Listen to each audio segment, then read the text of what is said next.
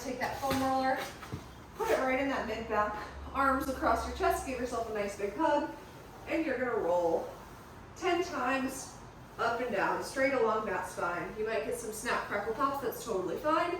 Once you do 10 reps up and down, you're going to slightly rotate over to that right, give yourself a hug, roll 10 times up and down on the right, and then you'll do the same thing over towards that left side, just to get that whole upper back here.